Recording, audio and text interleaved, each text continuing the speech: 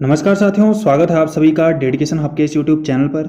तो दोस्तों MCQs and one liner के भाग 17 हम यहाँ पर कंप्लीट कर चुके हैं और आज आपका भाग 18 है, जिसमें आपको एमसीक्यूज एंड वन लाइनर का भरोसा नहीं छोड़ा जाता बल्कि उस क्वेश्चन से रिलेटेड सभी अदर फैक्ट्स पर चर्चा की जाती है। तो इस वीडियो के अंतर्गत हम बहुत से फैक्ट्स को डिस्कस करने वाले हैं। तो वीडियो बहुत ही ज़्यादा इंटरेस्टिंग, बहुत ज़्यादा नॉलेजेबल होने वाली है। बट बिफोर दैट, अगर आप अभी इस चैनल पर विजिट कर रहे हैं तो चैनल को सब्सक्राइब और सबसे पहले नोटिफिकेशन पाने के लिए बेल आइकन को जरूर प्रेस करें। और दोस्तों साथ ही मैं आपको बताना चाहूँगा कि वीडियो का PDF लिंक डिस्क्रिप्शन में दिया गया है। आप इस PDF को वहाँ से डाउनलोड कर सकते हैं और आप हमसे अदर सोशल मीडिया प्लेटफॉर्म से भी जुड़ सकते हैं। लिंक डिस्क्रिप्शन में मौजूद है। तो चलिए वीडियो को शुरू करते हैं। दोस्तों पहला क्वेश्चन आपके सामने है कि पंडित नैन सिंह रावत जी पर डाक टिकट कब जारी किया गया था। आपके ऑप्शन है 27 जून 2004, 27 सितंबर 2006, 27 जुलाई 2005 या फिर 27 जनवरी 2003। तो दोस्तों पंडित नैन सिंह रावत जी पर 27 जून 2004 को डाक टिकट जारी किया गया था। आइए दोस्तों आप पंडित नैन सिंह रावत जी से रिलेटेड कुछ अदर फैक्ट्स पर चर्चा कर लेते हैं। तो दोस्तों पंडित नैन सिंह रावत जी का जन्म 21 अक्टूबर 1830 को हुआ था। और कहाँ पर हुआ था? तो पिथौरागढ़ जिले के मुनस्यारी तहसील के मिलम गांव में हुआ था। निधन इनका 1 फरवरी 1895 को हुआ था। पिता कौन थे? तो अमर सिंह रावत जी थे और इन्होंने अपने जीवन में 4 महत्वपूर्ण यात्राएं की थी और 1865 में काठमांडू के रास्ते लासा गए और कैलाश मानसरोवर के रास्ते 1866 में वापस भारत आए।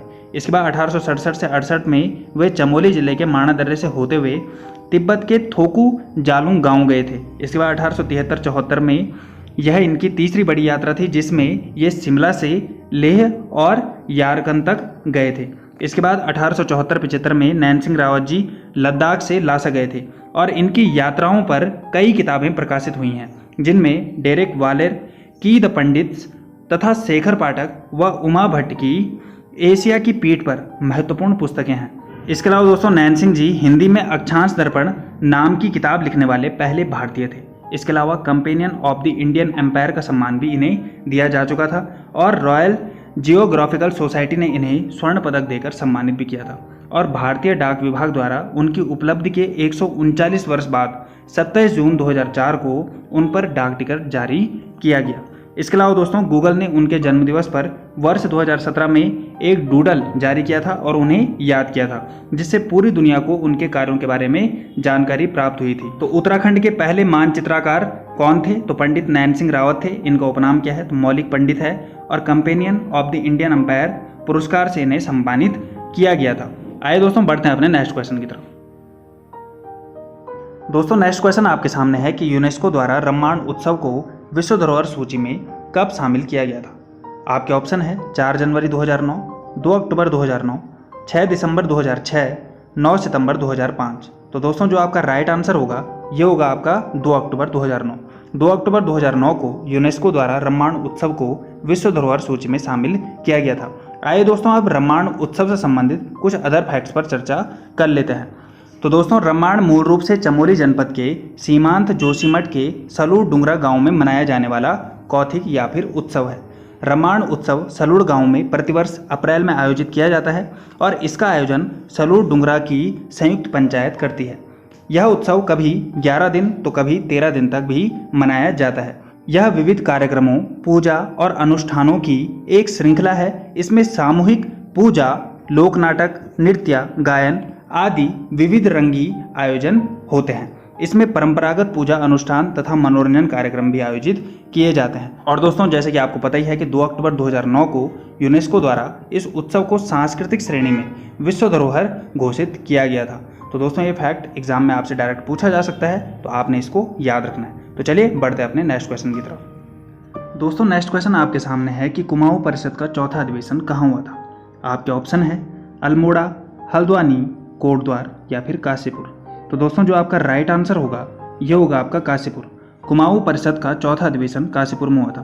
दोस्तों आप सभी को पता है कि कुमाऊं परिषद का गठन 1916 में हुआ था और इसके बाद इसके 6 अधिवेशन हुए और इन 6 अधिवेशन से रिलेटेड बार बार एग्जाम में आपके पास क्वेश्चन पूछा जा सकता है कि ये अधिवेशन कहाँ पर संपन्न हुआ है और इस अधिवेशन की अध्यक्षता उस समय किसने की थी। तो इन्हीं से रिलेटेड सभी अदर फैक्ट्स को हम अब यहाँ पर जान लेते हैं। तो दोस्तों कुमाऊं परिषद की स्थापना 30 सितंबर 1916 को कहाँ पर हुई थी? तो अल्मोड़ा में हुई थी, जैसे कि मैं आपको पहले बता चुका हूँ। और इसके 6 अधिवेशन कुल यहाँ पर संपन्न हुए थे। अब कौन कौन से अधिवेशन हैं और कहाँ कहाँ पर ये संपन्न हुए, इनकी हम जानकारी ले लेते हैं। तो सबसे पहले 1917 में हुआ था और स्थान क्या है? अल्मोड़ा। और इसकी अध्यक्षता किसने की थी? जयदत्त जोशी जी ने की थी। इसके बाद दूसरा अधिवेशन हुआ था आपका 1918 में, और कहाँ पर ये हुआ था? तो स्थान है आपका हल्द्वानी, और अध्यक्षता किसने की थी? तो तारादत्त गहलोला ने की थी। इसके बाद तीसरा अधिवेशन हुआ था आपका 1919 में, और ये कहाँ पर हुआ था? कोटद्वार में हुआ था, और इसकी अध्यक्षता किसने की थी? बद्रीदत्त जोशी ने की थी। बहुत सारे बच्चे बार बार कंफ्यूज जाते हैं और तीसरे अधिवेशन का अध्यक्ष बार बार बद्रीदत्त पांडे मार देते हैं। तो बद्रीदत्त पांडे ना होकर इसका आंसर क्या होता है? बद्रीदत्त जोशी होता है। इसके बाद चौथा अधिवेशन 1920 में हुआ था, और कहाँ पर हुआ था? काशीपुर में हुआ था, और अध्यक्षता किसने की थी? तो हरगोविंद पंत जी ने की थी। इसके बाद 1923 में टनकपुर में यह अधिवेशन हुआ था, और अध्यक्षता किसने की थी? बद्रीदत्त पांडे जी ने की थी। और अंतिम अधिवेशन 1926 कहाँ पर संपन्न हुआ था? रानीखेत में, और अध्यक्षता किसने की थी? मुकुंदी लाल जी ने की थी।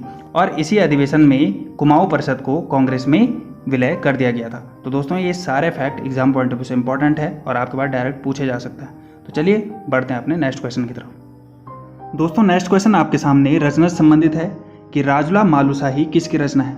आपके ऑप्शन है हरिदत्त भट्ट, यमुनादत्त वैष्णव, यशोधर मठपाल या फिर H.G. वाल्टन। तो दोस्तों राजुला मालुशाही यमुनादत्त वैष्णव जी की रचना है। और दोस्तों जैसे कि आपको पता ही है कि जिस दिन भी हम रचना से संबंधित कोई क्वेश्चन लगाते हैं तो उसके साथ साथ हम 5 रचना और भी याद करते हैं। तो आज के दिन की आपकी 5 रचनाएं हैं। पहली आपकी गढ़वाली भाषा व उसको साहित्य, ये किसकी रचना है? तो हरिदत्त भट्ट जी की रचना है। उसके बाद कुमाऊं की चित्रकला, ये किसकी रचना है? तो यशोधर मठपाल जी की रचना है। उसके बाद देहरादून गजेटियर किसकी रचना है? तो H.G. वाल्टन जी की रचना है। इसके बाद उत्तराखंड यात्रा दर्शन, ये किसकी रचना है? तो शिव प्रसाद डबराल जी की रचना है। और उस चिड़िया का नाम उपन्यास, ये किसकी रचना है? तो पंकज बिष्ट जी की रचना है। तो दोस्तों ये सारी रचनाएं एग्जाम पॉइंट ऑफ व्यू से आपके लिए इंपॉर्टेंट है और आपने इसको याद रखना है। और आपका क्वेश्चन क्या था कि राजुला मालुशाही किसकी रचना है? तो यमुनादत्त वैष्णव जी की रचना है। तो चलिए बढ़ते हैं अपने नेक्स्ट क्वेश्चन की तरफ। तो दोस्तों नेक्स्ट क्वेश्चन आपके सामने उपनाम से संबंधित है कि श्रीमान किसका उपनाम है?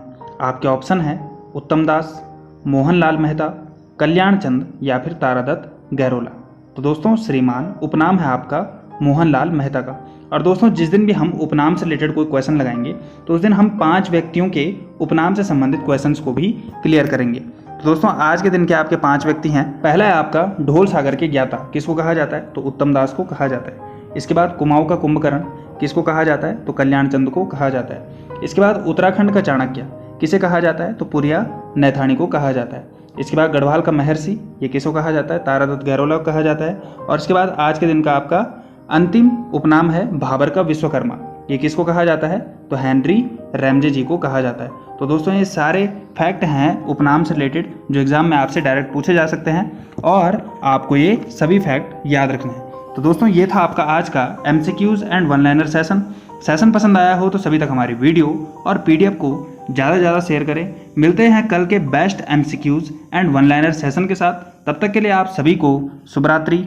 पढ़ते रहें, खुश रहें और मेहनत करते रहें।